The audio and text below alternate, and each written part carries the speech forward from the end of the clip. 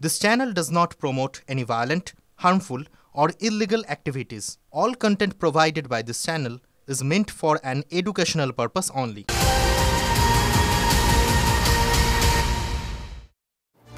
রনিমা, শুরুতেই যে ব্রেকিং নিউজের দিকে আমাদের নজর রাখতে হচ্ছে তা হচ্ছে সকাল থেকেই সে আরজি করের সামনে মোতায়েন পুলিশ। কি জানতে পারা যাচ্ছে? অন্য দিনের তুলনায় আজ পুলিশের সংখ্যা আরো বেশি। স্বর্ণালী কল্পনায় সব শাড়ি আসলে একটা গল্প বলে। সেলিব্রেট এভরি মোমেন্ট উইথ আদি মোহিনী মোহন কাঞ্জিলাল। গতকালই আরজি করের হাসপাতালের সামনে 163 ধারা জারি করেছে কলকাতা পুলিশ। ছবিটা আপনাদের দেখাচ্ছি এবং আমাদের প্রতিনিধি সৌভিক আমাদের সঙ্গে রয়েছেন। সৌভিকের সঙ্গে কথা বলবো। সৌভিক, আজ পুলিশের সংখ্যা আরো বাড়ানো হয়েছে। গতকালই আরজি কর হাসপাতালের সামনে 163 ধারা জারি করেছে কলকাতা পুলিশ। এই 163 ধারা জারি করার কারণটা কি? মানে কোথাও কি থামিয়ে দেওয়ার চেষ্টা, কোথাও কি কণ্ঠরোধ করার চেষ্টা করা হচ্ছে যারা প্রতিবাদ করছেন তাদের?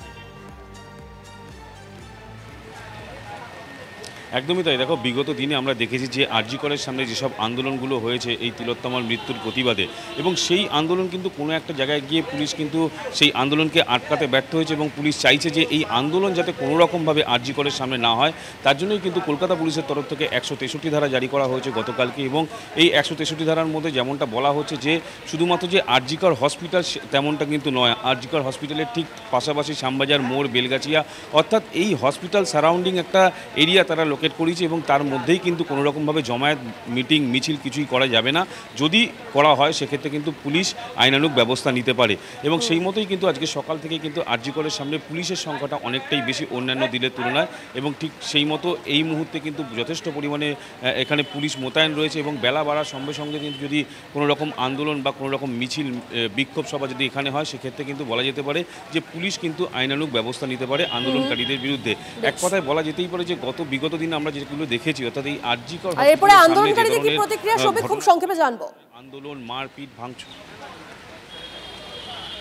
দেখো, আন্দোলনকারীদের এখন যেহেতু একেবারে সকাল, যদিও যারা ডাক্তাররা যারা এই আন্দোলনে সামিল হয়েছে তারা এখনও কেউ আসেনি, তবে যেমনটা জানা যাচ্ছে সূত্র মারফত একটি র্যালি কিন্তু আছে, সেটা দুপুর 1টার সময় আছে এবং সেটা কিন্তু শ্যামবাজার পর্যন্ত আসবে এবং পরবর্তীকালে শ্যামবাজার থেকে সেই র্যালিটা আরজি কর হসপিটাল পর্যন্ত আসে কিনা সেটাই দেখার।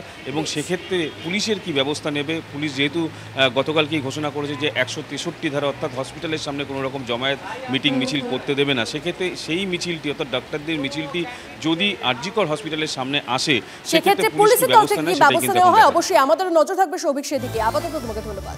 আর পাশাপাশি কলকাতায় আন্দোলনের রাশ টানতে মরিয়া পুলিশ। আরজি করের লাগোয়া অঞ্চলে প্রতিবাদে নিষেধাজ্ঞা। 7 দিন আরজি করের লাগোয়া রাস্তায় জমায়েত বেআইনি। উল্টোডাঙ্গা, শ্যামপুকুর, টালা থানার কিছু রাস্তায় নিষেধাজ্ঞা। শ্যামবাজার ক্রসিং থেকে বেলগাছিয়া রোডে প্রতিবাদ নিষিদ্ধ। 5 জনের বেশি জমায়েত করা যাবে না। হাতে লাঠি নয়, শান্তি রক্ষার্থে এই পদক্ষেপ, দাবি কলকাতা পুলিশের। আমরা আমাদের প্রতিবাদ জানিয়ে যাব এবং 5 জনে কখনো মিছিল হয়, এটা কি ধরনের একটা আইওয়াসের খেলা চলছে বা মানে একটা কি বলবো পাওয়ার ডমিনেশন চলছে আমি বুঝতে পারছি না। এরও প্রতিবাদ হওয়া উচিত বলে আমি তো প্রতিবাদ করলাম, কারণ আমরা দরকার পড়লে আবার মিছিল করব। খেলা বন্ধ হয়ে যাচ্ছে, কি করছে বন্ধ করে দিক, পৃথিবীটাকেই বন্ধ করে দিক না, নিজেদেরকে মানে ঢাকার জন্য আর কি করবে। আর এই বিষয়ে বিরোধীদের কি প্রতিক্রিয়া? বিকাশ রঞ্জন ভট্টাচার্য, রাহুল সিনহা, তারা কি বলছেন শোনাবো। পুলিশ নিজে চূড়ান্ত ব্যর্থতার পরিচয় দিয়েছেন। এখন ওরা কোনো আন্দোলনকেই আর মেনে নিতে পারছেন না। ডার্বি বন্ধ করে দিলেন, এখন বলছেন যে আরজি করের চারপাশে কোনো রকম জমায়েত করতে পারবে না। তাহলে কলকাতা পুলিশ তার ব্যর্থতা স্বীকার করে নিচ্ছেন। এবং পুলিশ মন্ত্রীর তো এই একটি কারণেই পদত্যাগ করা উচিত যে একটা শহরের বুকে একটা ফুটবল ম্যাচ তারা অর্গানাইজ করতে পারছেন না, সমস্ত সাধারণ মানুষের প্রতিবাদী কণ্ঠকে স্তব্ধ করতে চাইছেন। তো অত্যন্ত নিন্দনীয়। মানে ভারতবর্ষের বুকে গণতান্ত্রিক পরিবেশ এগুলো চলে না, হিটলার আমলে হতে পারত। সুতরাং পুলিশের এটা ব্যর্থতা। বিক্ষোভ হবে, জমায়েত হবে। পুলিশ চাইছেন মানুষ বেশি বেশি করে আইন ভঙ্গ করুক, এটি আমার মনে হয়। এখন সরকার এই আন্দোলনকে গলা চিপে ধরতে, গণতন্ত্রকে একদম নস্যাৎ করবার জন্য ঘুরে ফিরে একটা কালা আদেশ জারি করেছে, যে আদেশের বলে সরকার চাইছে আন্দোলন যাতে বন্ধ হয়ে যায়, কেউ যাতে প্রতিবাদ করতে না পারে। আমি মনে করি যে গণতন্ত্রকে আটকাতে গেলে গণতন্ত্র আরো বড় রূপ ধারণ করে। অতএব পুলিশের এই কালা আদেশ সম্পূর্ণ বেআইনি, আমরা এর তীব্র নিন্দা করছি।